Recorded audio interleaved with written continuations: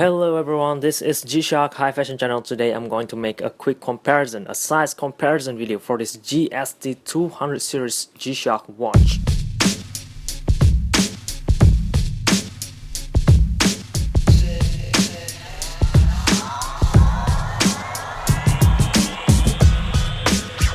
So before we get to comparing all of those to this model, let's measure the size first so you guys will have a rough idea on how big or how small the size is. First of all, let's measure it from this point, this indent part over there, because the watch have a lot of irregular shape. This part is indent, this part is bigger than this part, so the size gonna be weird actually. So if I measure this at this point in just at the middle there, so it's gonna be about 51 millimeters watch. If I measure it to the biggest point of the watch, which is somewhere around there, it's gonna be about 52 millimeters size G-Shock watch. Alright, from here we know that the overall size should be 52 millimeters, roughly around there.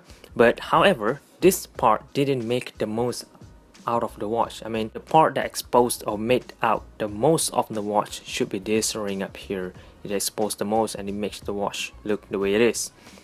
So let's measure the size of this thing instead actually. So this part from this side is gonna measure about 44 millimeters. So even though if you measure from this part it's gonna be 52, if you measure over here only 44, significantly smaller watch than when you compare over here. But since this ring up here aren't actually circle, it is actually more like oval shape. I'm not sure if you guys even noticed, this part is slimmer than this top part or this bottom part over here. So that's how I know it is oval in shape. So if I measure this from this size, from this G-Shock to the Shock Resist part over there, look at that, it's gonna be about 45 millimeters or 46 millimeters size now. But if you measure it on this side, in this interior part where the watch is actually placed or located at, this watch only gonna size you about 34 millimeters, which is, I believe, pretty standard for a watch. The thing that makes the watch big is just the protection. The watch itself, I mean, it's pretty big but not as big actually. Okay, that's for the size. Now let's measure for the lug. Lug size should be on this part over here where they have the screws. I'm gonna measure from that point. So it's gonna measure about 28 millimeters, but it is indeed tapered all the way to the middle here, all the way to 21 or 22 millimeters, and it is still tapered all the way to the tip here, and the size is gonna end at 16 millimeters or 17 millimeters, somewhere around there. So even though this big, is tapered all the way to small. If I measure up here, if I'm not mistaken, it's gonna be about the same, 21 or 22 millimeters now. Look at that. The band keeper, 26 millimeters. This part should be 12.53. The height will be about 10 millimeters only. And let's measure the lug to lug distance for this model. Should be somewhere around here. Lug to lug screw to this head screw, 48.97 millimeters. Even though it sounds big, but when you wear the watch, the part that's gonna touch your wrist is just about this part over here, this two part. If you measure from here to here, it's gonna be about only 40 millimeters size watch. To conclude, this actual sizing for this base is 52 if you measure it, but it looks like 44, but when you wear it, it feels like 40 millimeters watch. So that's weird, like you need to test it on yourself to understand what I mean. But anyway, last part would be the thickness of the watch casing here all the way to the bezel tip to the back plate. So we're gonna measure about 16 millimeters watch only, which is, I believe, to be pretty standard. This watch is thicker. If I'm not mistaken, this guy's way thicker, but we got to that after this as well. The thickness of the watch band is pretty big as well actually, 2.95 millimeters. So even though it is resin, it is soft, but it is pretty thick. So that's how I know this part is gonna last you quite some time actually. And let's measure this part, the longest part of the watch, which is from here all the way to here.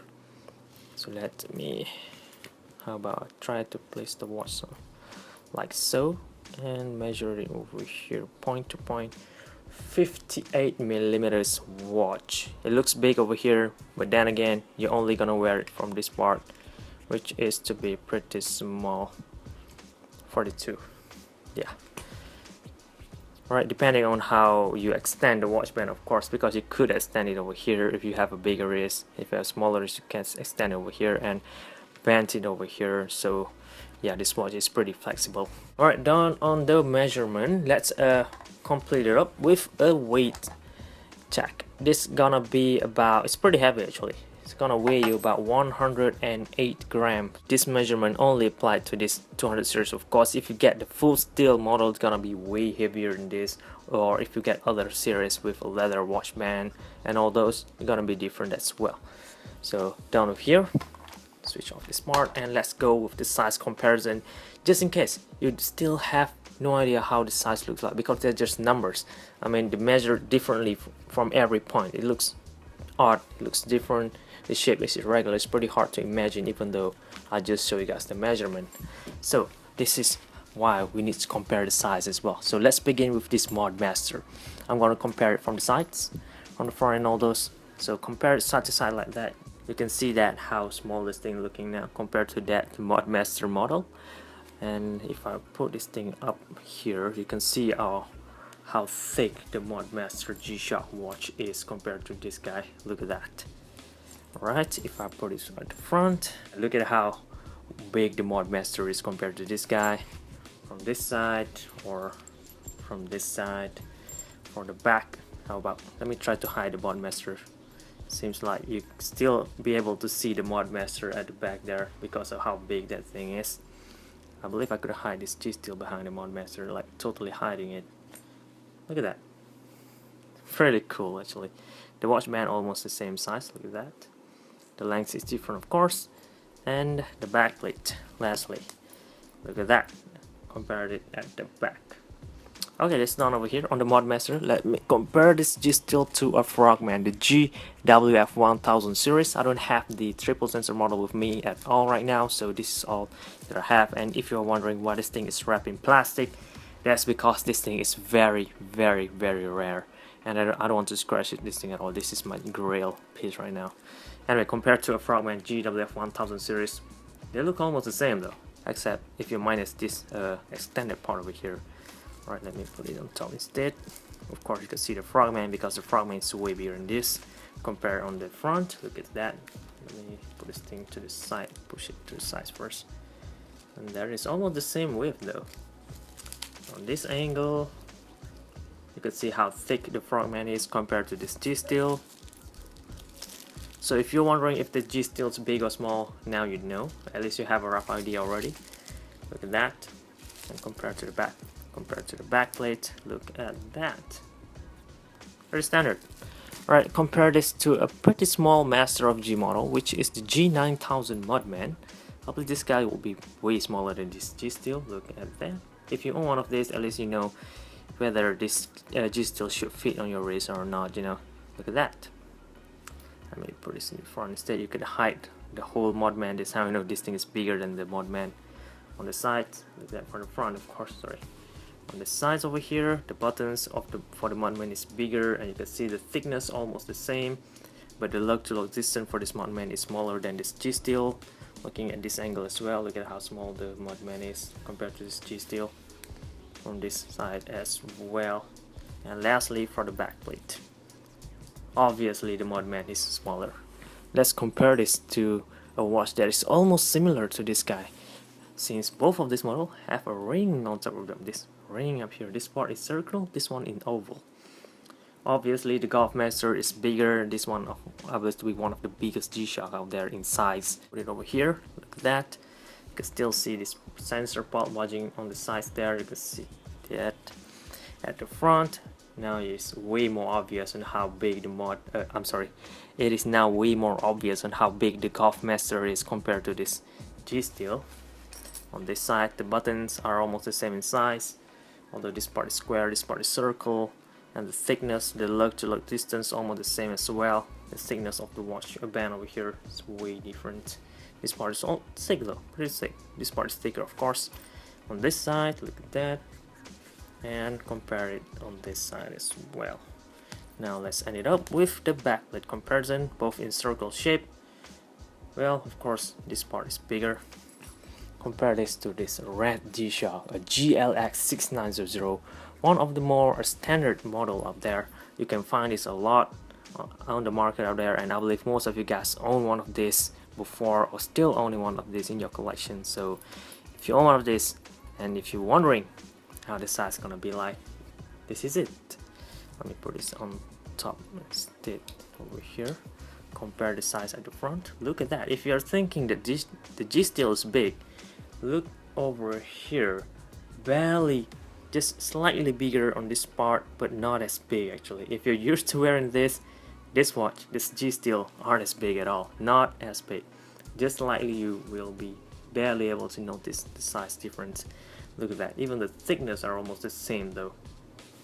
Man, this 6900 model had been this big all the time. This guy has way more function, but this guy, the quality built on here is amazing when you compare to this resin whole plastic one. This part is mostly metal.